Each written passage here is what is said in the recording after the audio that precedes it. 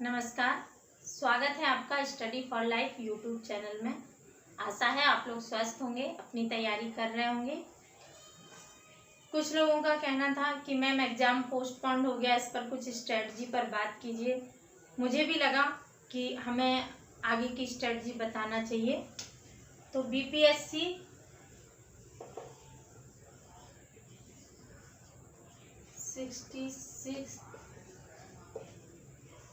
Means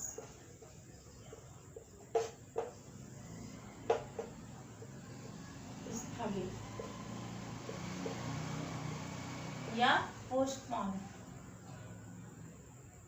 UP अब हम बात करते हैं कि ये अगर स्थगित हो गया है तो ये अब कब होगा। सबसे पहले चर्चा तो ये की जाए ना कि तभी तो हम तैयारी की स्ट्रेटजी पे बात कर पाएंगे कि हमारे पास समय कितना है। तो चूंकि ये तो बीपीएससी ही बता सकता है, उसने भी अभी कहा है समय आने पर सूचित कर देंगे।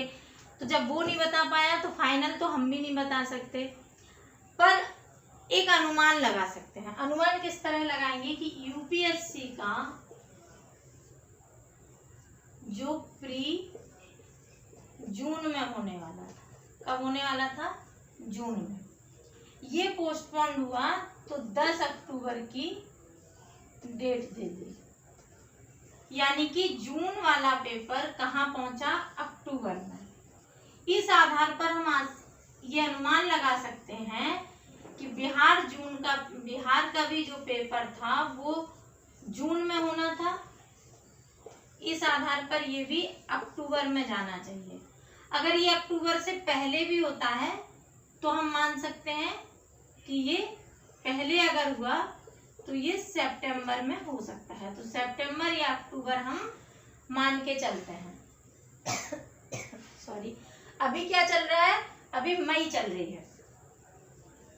मई में लगभग, आज तो 17 तारीख है, इस हिसाब से जोड़ेंगे तो 14 दिन के आसपास है, पर हम मई में सिर्फ 10 दिन ही मान के चलते हैं।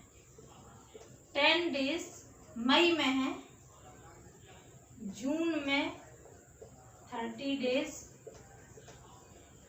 जुलाई में 31, अगस्त में 31, और अगर ये सितंबर में होता है तो 10-15 दिन हमको वहां भी मिल जाएंगे। इतना हम आइडिया लेके चलते हैं तो लगभग 3.5 महीने का आपका टारगेट हो सकता है।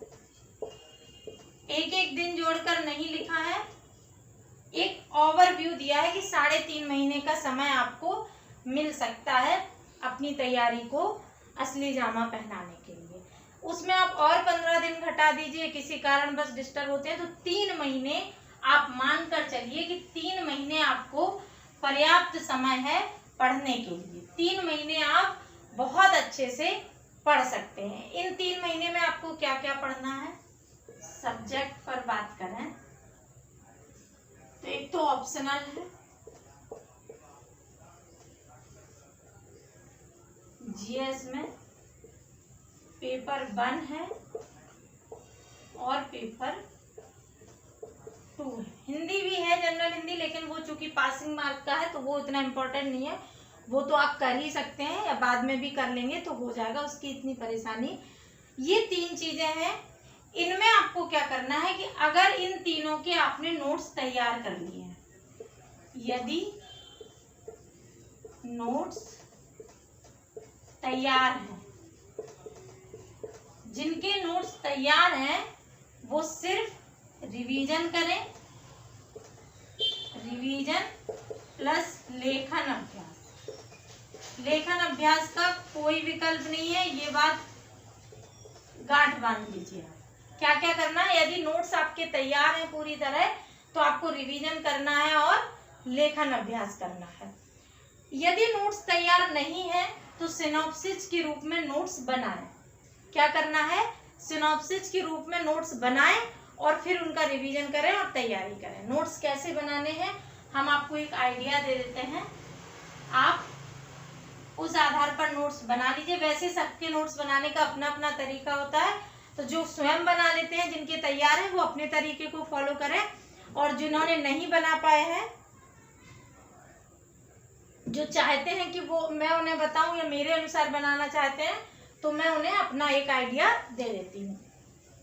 माना ये आपकी कॉपी का पेज है, इसमें आप या तो इस तरफ या इस तरफ, या बोल लो एक तरफ हाशिया छोड़ दीजिए, या तो इधर या इधर, इधर आप नोट्स बनाइए। ये आप क्यों छोड़िए? क्योंकि इधर आपको अगर कुछ बाद में जोड़ना होगा तो आप जोड़ सकेंगे। इसमें जो नोट्स बनाने हैं वो बनाने कैसे हैं, तो जैसे हिंदी ऑप्शनल का एक उदाहरण देती हूँ।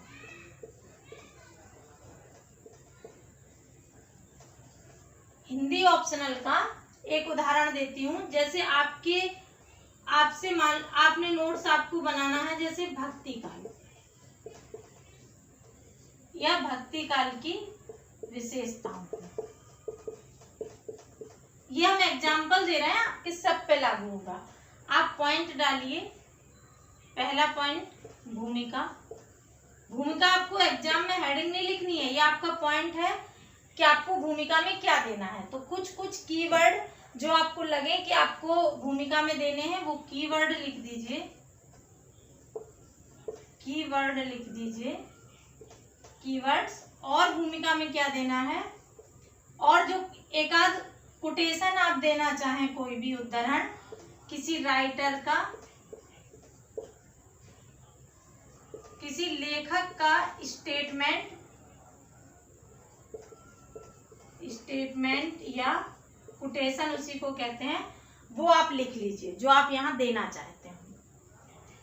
अगला फिर आप पॉइंट डालिए और एक पॉइंट और उसका जो भी उदाहरण आपको देना है वो उदाहरण लिखते जाइए इसमें। जैसे अगर आपको इसमें हेडिंग लिखनी है गुरु की महत्ता, तो गुरु की महत्ता हेडिंग डालिए और इसको जब जो भी आप उदाहरण देके समझाना चाहते हैं वो उदाहरण आप यहाँ लिख दीजिए। जैसे गुरु गोविंद दो खड़े वाला, और बंद कर दीजिए। उसके बीच में अगर आपको यहाँ भी कोई कीवर्ड लिखना है तो कीवर्ड आप लिख सकते हैं। पूरे नोट्स नहीं उतारिए, बाकी बुक में है आपके, आप जिस चीज से भी पढ़ रहे हैं उसमें दिया हुआ है। खाली यहाँ पे कुछ कीवर्ड लिखिए जो जिन्हें आप जल्दी रिवाइज कर सकें। तो 4 पेज का जो नोट्स है उसे आपको 1 पेज में समाहित करना है। और अगर कुछ कोटेशन ऐसे हैं जो आपको याद ही नहीं हो रहे हैं तो उन्हें आप अलग 2 पेज में लिख के सुबह किसी भी समय बैठ के उनका रिवीजन एक समय निर्धारित कर लीजिए। उस समय उनको पढ़ के ही उनको डेली पढ़ना है, तो ऑटोमेटिक आपको याद हो जाएंगे। ये बताया मैंने हिंदी ऑप्शनल का। अब चूंकि ऑप्शनल मैं हिंदी पढ़ाती हूँ तो मैंने हिंदी पे बात की, लेकिन कुछ लोग कहेंगे कि मैम हिंदी पे बात की, जीएस पे बात नहीं की। तो मैं जीएस के लिए भी एक उदाहरण दे देती हूँ आपको कि जीएस में अगर आपको बनाना है तो जीएस में कैसे बनाना है। अभी मैंने आपको एक प्रश्न करवाया था, उसी का उदाहरण ले लेती हूँ। केंद्र राज्य संबंध, कोई भी क्वेश्चन होगा उसे आपको ऐसे ही लिखना है। वही भूमिका, भूमिका में कुछ कीवर्ड्स जिनसे आपको याद रहे कि ये चीजें हम इसकी भूमिका में देंगे। और जो फैक्ट्स आपको इस क्वेश्चन में देने हैं वो फैक्ट्स प्लस, जैसे ये क्या है, संविधान से रिलेटेड है तो इसमें आर्टिकल, संविधान के भाग, जो भी आपको इसमें ऐड करने हैं वो फैक्ट आप इसमें ऐड कर सकते हैं। प्लस अगर ऐसा मुद्दा है जिसमें हम करंट जोड़ना चाहेंगे तो करंट का मुद्दा भी इसमें जोड़ सकते हैं।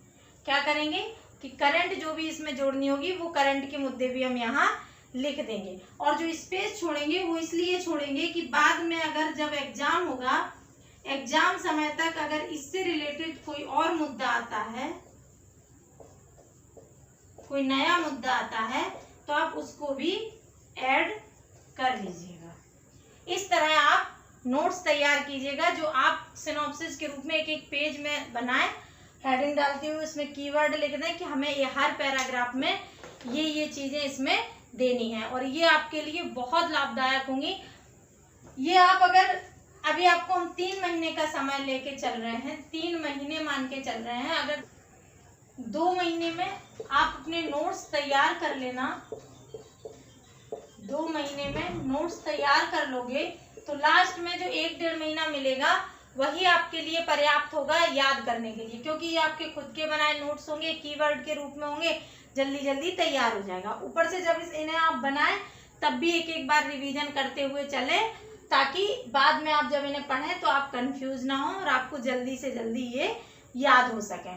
ये स्ट्रेटजी है। दूसरा, लेखन, मैंने बोला लेखन अभ्यास, इसका कोई विकल्प नहीं है, ये आपको करना ही करना है। लेखन अभ्यास, हमारा भी टेलीग्राम चैनल है, आप टेलीग्राम चैनल पर डेली हम क्वेश्चन आंसर करवाते हैं, ऑप्शनल का भी और जीएस का भी, तो आप उस पर भी कर सकते हैं। डेली आप टेलीग्राम चैनल से जुड़िए, हम लिंक आपको डिस्क्रिप्शन बॉक्स में प्रोवाइड करा देंगे, आप उस पर इसको फॉलो कीजिएगा और डेली आंसर लिखिए, वो मुफ्त है, फ्री है एकदम, आप लोग करिएगा, आपको बहुत लाभ मिलेगा। बहुत आवश्यक है, लिखने का कोई विकल्प नहीं है, अगर आप नहीं लिखेंगे तो आप सिलेक्शन नहीं पा सकेंगे।